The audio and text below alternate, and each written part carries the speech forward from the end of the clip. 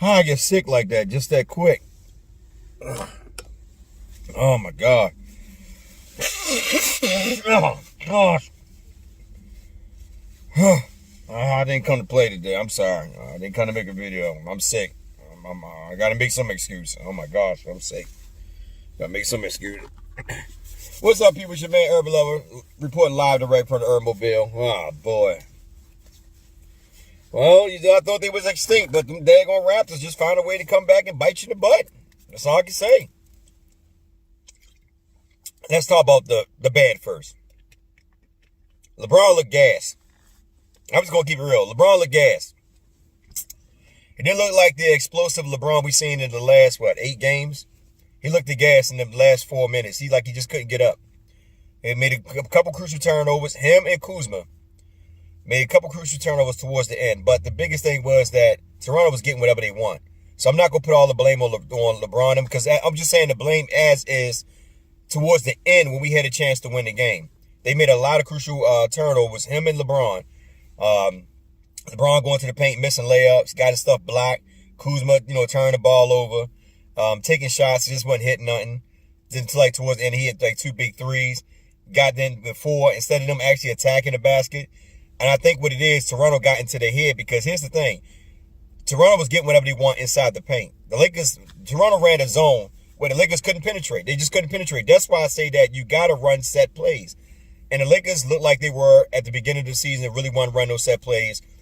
Anthony Davis had to force a lot of shots. Hit a couple good shots, but a lot of them he had to force as well. Toronto played pretty much good defense on them, and you got to take your hat off to the Raptors. They played good defense. They took advantage of them. They're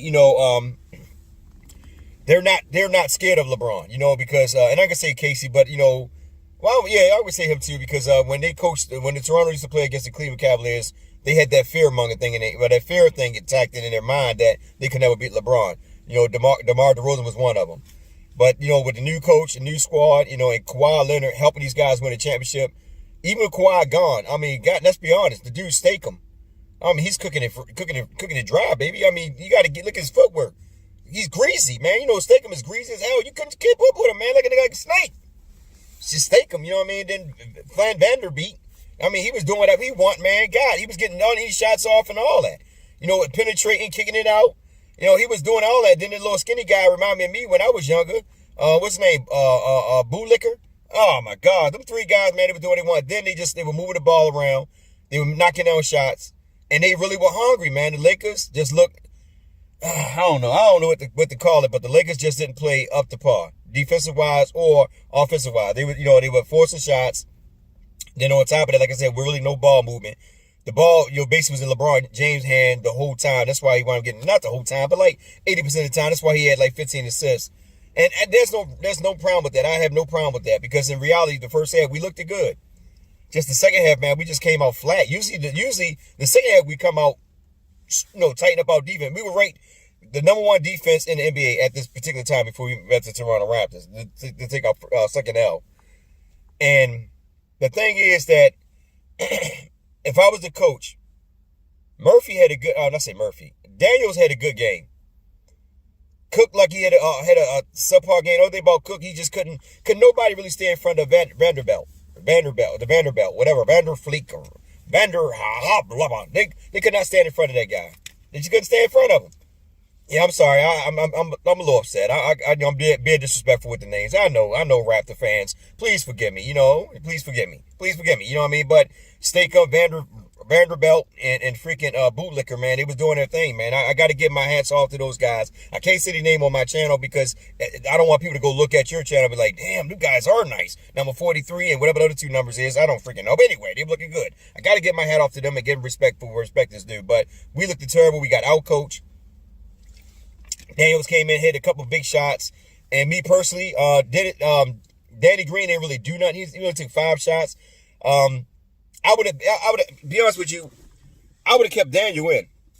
I would have kept Daniel in, and Danny Green probably had pretty good defense, but we needed some offense, and we wouldn't get nothing. And this was an opportunity where I would have changed my rotation up a little bit towards the end. Instead of bringing Danny Green back in, I would actually put I would have brought Daniels in. because he was knocking out shots. I think he had a nice little quarter where he had a nice little run. He had like 11 points, something like that. I'd have brought him in. Our centers, didn't really get too much from our centers. I mean, they went small, and we decided to go small, and I think that was a bad move. Kuzma was just getting beat up and down the court, man, by the little guy, bootlicker, man. He was getting beat up by a bootlicker. And then the front line was just killing us. I mean, the front line was killing us besides Gasol. He didn't really do too much besides, Dwight Howard and JaVale McGee. Like I said, they're like the last line of defense, but when they come out come out the paint to actually guard, when they do that switching rotation on defense, I think that's a bad move, because when your center come out there and you're playing a guard, and sometimes it just happens because of the rotation. It don't happen all the time, but when it happens, the guard usually breaks them down, fly right past them, and then the other defender got to come on the weak side to help him out. And usually what happens is that guard usually kicks out to somebody for an open three or a backdoor cut for a layup, and it happens all the time. And it's not, I can say all the time, because our defense has been pretty good. So, but that's something that we just got to work on in that area, defensive wise. I think that, I know that he's trying to get Kuzma in the rotation, because Kuzma is going to be our sixth man, and he's still struggling. You see it because at the beginning of the game, once again, when he got in there, he was struggling. Now on offense, but on defense as well. To be honest with you, they were just getting killed, man. Our guards were just getting killed. Like I said, VanVleet was doing whatever he wants, so he was getting to the paint, dishing it out, kicking threes. So whoever was playing him, it didn't matter who was playing him, he was doing what he wanted. And that's the one thing that we have to do. Now, see, this is the thing I want to tell you guys. See, I know a lot of y'all beat up on KCP. Did you notice that KCP ain't hardly played that many minutes? He played like 7 minutes, if that. That's what I'm trying to tell y'all, man. KCP got good defense. He might not look good on offense, but defensive-wise, he got good defense. And I would want to see them in there. Because at the time when Vanderbilt was doing whatever he wanted, that's why I had KCP in there and say, look, man, just play man-to-man on him. That's why we tell you guys, y'all beat up on him all the time, but you can't blame KCP for this one. He went hardly in the lineup. Like I said, you can't blame him. LeBron, like I said, he looked like he was out of gas, attacking the basket, missing layups, getting blocked and all that. Only good thing we had really to me was Cook, Daniels, and Anthony Davis. JaVale McGee had a couple good plays, but him and Dwight was getting beat. Both were getting beat on defense. And then, because usually we led the league in block shots, but they had nice set plays. And the dude Stakem was just getting his guys off the foot, making nice little moves and stuff to the basket and all that, and he was just too quick for him. And on top of that, the biggest thing was no fast breaks when they had like 8. You can't win no game with only 8 fast breaks. You try to slow it down when this team is running. You can't do that, man. You got to catch the defense off guard. And that's what happened is, that's why I say over and over again, the Lakers have to run the ball. I ain't saying you got to run it all the time, but you got to run the ball, because what happens is when you run the ball, you make the defense honest. You don't give them opportunity or time to set up. That's why Toronto was beating us, because I think they had like 30-something fast breaks. So they were constantly running the ball. They was not allowing the defense to set up. And remember, if you got the guard, everybody running, and your center is trailing the back, you know what I'm saying? 9 times out of 10, that's an easy layup all day. And that's what Toronto did. They took advantage of the defense that we put out there and just ran the ball. That's why I said the Lakers got to do the exact same thing. You got to run the ball. I know LeBron James like to slow it down sometimes, but mostly, let me tell you like this. And this time, Dan you got to run the ball, man. You got to catch him off guard, so that way they don't get time to set up. Because if you can't break that zone defense, you got to find another way around it. Because they figure out, okay, what we're going to do is, they knew that LeBron loved to go down to Anthony Davis, so they took that account away from him. Anthony Davis still got his numbers, but they were hard-earned numbers. They wasn't like it was in the last game, where it was like he was getting a nice little fixture of easy plays. Like the last couple of games, Anthony Davis had been pretty good, reading the defense better, kicking it out to players and all that. Remember, I told you the last game he had 7 assists over top of LeBron, 6. And the whole thing about that is that when they play like that, it's hard to beat them. But when they become stagnant, and they only do a 1-2 combo where the one person just passes the ball one time, one guy for a shot and all that, you're not really moving the ball around. Don't get me wrong. It's good. To that perspective, it's good, because in reality of it, you're actually, somebody's knocking down shots. There's nothing wrong with that. But they need more ball movement. It got to be more ball movement, man, because you can't just sit there and be stagnant. The defense figure out what you're going to do. They shut everything down, man. They couldn't get nothing in the paint. That's why, and I know a lot of people say, well, when they took those last shots towards the end, desperation threes, the reason why, because Toronto took the paint away from them. And that's why I say, when Toronto did that, I would have brought my big men back in. I would have brought JaVale or Dwight in.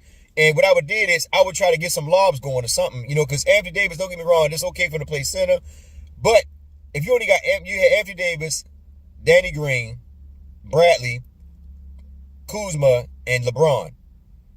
LeBron, like I said, LeBron was gas. Kuzma was getting beat down. He was getting beat down. I mean, he was getting burnt down. He wasn't doing as much. And I'm not gonna put the blame just on Kuzma or LeBron. I mean, it was a team effort. We lost as a team, regardless of how you look at it. Now, the good part about this is that Kuzma's starting to find his rhythm.